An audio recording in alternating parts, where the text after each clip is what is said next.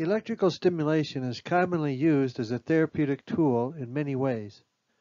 This presentation will limit the discussion to the use of electrical stimulation to promote muscle contraction and to relieve pain. Listed here are the major questions you should be able to answer after viewing this presentation. These questions will again be displayed at the end of the unit for your review. Pause the presentation in order to take time to carefully read and understand these questions. The abbreviations used in discussing electrical stimulation to promote muscle contraction and relieve pain are shown here. NMES is an abbreviation for the general term of neuromuscular electrical stimulation to cause muscle contraction. This can be used to help to strengthen weak muscles and promote movement, and it is also used to maintain muscle bulk in denervated muscles and maintain bony health, for example, in spinal cord patients. A type of NMES is FES, or functional electrical stimulation. In this case, muscles are being activated to contract to assist functional movement, such as facilitating finger flexion to promote functional grasp. Lastly is TENS, or transcutaneous electrical nerve stimulation, which is used to relieve pain. In this case, the stimulation is only to sensory levels to assist in blocking pain signals from being sent to the brain for perception of pain. There are two basic types of waveforms used in an electrical current: monophasic or direct, and biphasic or alternating. The most common waveform type used throughout the world for general electrical purposes, such as lighting and plugging in devices, is monophasic or direct current. In the graphic shown here, the isoelectric line represents no current, while a waveform above the line is positive current and a waveform below the line is negative current. One of the best understood uses of monophasic or direct current is a battery, which has a positive and negative pole and each remain constant. We refer to the positive pole as the anode and the negative pole as the cathode. Though some therapeutic currents are monophasic or direct, the type of current used for NMES or muscle stimulation and TENS or sensory stimulation is biphasic or alternating due to comfort and is explained in the next slide. A biphasic waveform spends time on both sides of the isoelectric line. As in monophasic or direct current, there are two poles, but the two poles each spend some time as positive and some time as negative. Alternating current is the common type of current used in the United States for lighting and other electrical uses. A biphasic waveform can be symmetric, as shown in the first two examples of this graphic. This means that the waveform is exactly the same on both sides of the isoelectric line, and therefore each pole spends equal time as positive and negative. The two examples on the right side of the graphic represent an asymmetric waveform pattern, where the waveform is different on the two sides of the isoelectric line. In the first case, it is referred to as unbalanced asymmetric, as the two poles will spend unequal time as positive and negative.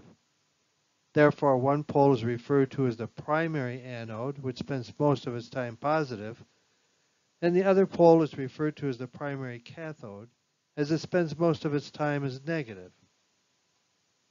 The second asymmetric waveform example is referred to as balanced, as there is an equal area in the waveform on either side of the isoelectric line, but it is asymmetric as the waveforms are different. A balanced asymmetric waveform is commonly used for lighting and household use in the United States, while the unbalanced asymmetric waveform is used for NMES and TENS. There are three major waveform parameters to understand. The first is rate or frequency. Electrical current is not constant, but instead is a series of pulses which can be farther or closer together based on the rate or frequency. The rate or frequency is commonly reported as number of waveforms per second. General electrical use commonly runs at 60 pulses per second, or PPS, while our nervous system uses frequencies up to 1,000 PPS. The second type of waveform parameter is the duration of each waveform or electrical pulse. As shown in the graphic, pulses can be offered for varying lengths of time, also referred to as pulse width. The pulse width is measured in microseconds, or millionths of a second. The third and final waveform parameter is intensity or amplitude. This determines the power of the pulse, which is commonly referred to as amps. As shown in this graphic, there are varying heights or intensity for these different waveforms, but the frequency and pulse width or duration remain constant. In order to understand therapeutic electrical stimulation to excite neurons, let's first review the components of a common nerve. Let's use the sciatic nerve as our example. This is a cross-section of the sciatic nerve in the posterior thigh region. Within the sciatic nerve are many nerve fiber bundles referred to as fascicles, which are covered by a perineurium.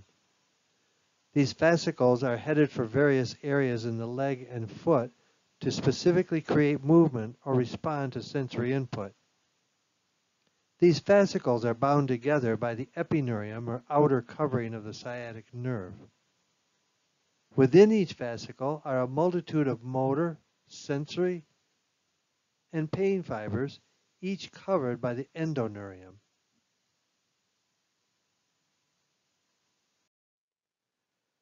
Let's now look more closely at a single nerve fiber bundle or fascicle.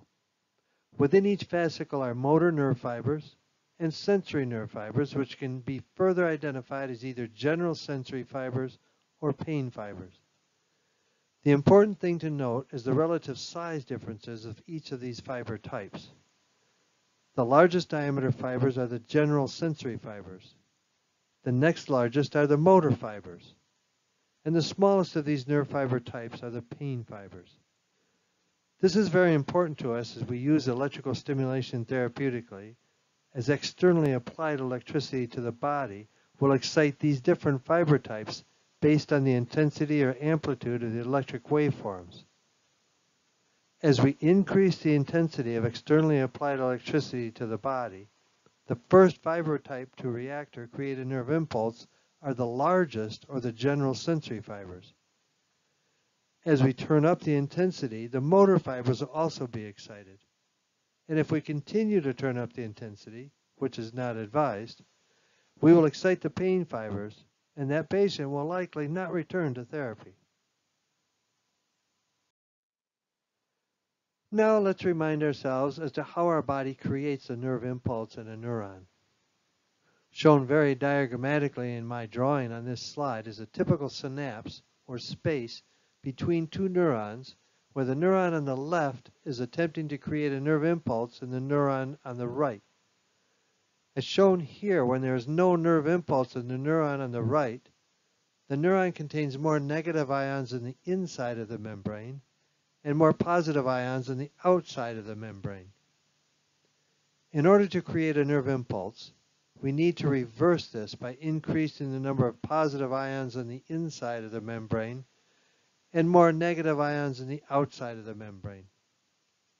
This will occur when there is a nerve impulse of the neuron to the left, which causes the presynaptic vesicles to move to the presynaptic membrane and release neurotransmitter chemicals into the synapse or space between the two neurons. This is shown in a better graphic on the next slide. Due to a nerve impulse in the neuron at the top of the slide, the presynaptic vesicles move to the presynaptic membrane and release the neurotransmitter molecules into the synapse. These chemicals will bind to the postsynaptic membrane and cause openings in the membrane, which will allow negative ions to move out of the neuron and positive ions to move into the neuron, which will cause a nerve impulse if there is sufficient movement of ions. This diagram represents the ionization or level of negative versus positive ions on the inside of the membrane of a neuron. When at rest and no nerve impulse is occurring, the inside of the membrane is negative and generally has a resting potential of a minus 70 microvolts, meaning it is more negative internally than externally. The threshold level value of a neuron is the level that must be reached in order to create a nerve impulse, also referred to as an action potential. A common threshold level value is a minus 50 microvolts.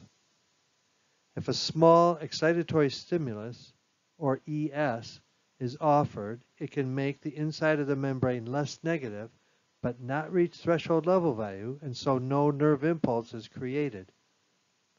If the excitatory stimulus is strong enough, it can lower the negativity of the inside of the membrane to threshold level value, which then automatically creates an action potential or nerve impulse, where the nerve reacts and emits so many positive ions into the neuron that the inside of the neuron becomes more positive than the outside of the membrane. Some synapses are even inhibitory, or IS, where the neurotransmitters released will make the inside of the membrane even more negative, which will inhibit the production of a nerve impulse. So, how can we use an electrical impulse transcutaneously to create a nerve impulse? Remember, the primary cathode is a cathode that spends most of its time as negative when using an unbalanced asymmetrical impulse. It is not necessary to move positive and negative ions through the neuronal membrane to create a nerve impulse. Instead, it is only necessary to make the outside region of the membrane more negative and the inside region of the membrane more positive to create a nerve impulse. In electricity, opposite charges are attracted to each other, while like or same charges repel each other. By placing the primary cathode, which is negative, over the area we want to stimulate, the negative electrode pushes negative ions toward the outside of the membrane and pulls positive ions toward the inside of the membrane, and can therefore cause a nerve impulse to occur. When electrical stimulation is used to create a smooth, maintained muscle contraction, it is important to use the correct rate or frequency. A rate or frequency of 2 pulses per second will create a muscle twitch. A rate or frequency of 35 pulses per second will maintain a comfortable, sustained muscle contraction. This graph reminds us that when we increase intensity or amplitude with a sufficient pulse width or duration, the general sensory fibers will respond with a nerve impulse first, and then with increased intensity the motor fibers will respond next, followed by the pain fibers. These are my recommendations for rate or frequency, pulse width duration, and intensity or amplitude for NMES and TENS or TENS. For NMES, I recommend a rate of 35 pulses per second, a pulse width of 350 microseconds, and enough intensity to create a desired contractile force. For TENS, I recommend a rate of 100, a pulse width of 100, and intensity only to sensory level. Electrodes for either NMES or TENS should be placed at least 1 inch or 2.54 centimeters apart to ensure the electrical current is being delivered to a sufficient tissue depth to create the desired neuronal response. In these examples, 2 channels are used, but in smaller areas of the body, only 1 channel may be sufficient. In NMES, the primary cathode or primary negative electrode should be placed over the area of the motor point region of the muscle, which is where the major neuronal connection is made with the muscle fibers. In TENS, a balanced biphasic waveform is used, so each electrode spends equal time as positive and negative. Therefore, the electrodes should be placed approximately 1 inch apart over the area of pain. As at the beginning of the presentation, listed here are the major questions you should be able to answer after viewing this presentation. Pause the presentation in order to take time to carefully read and understand these questions.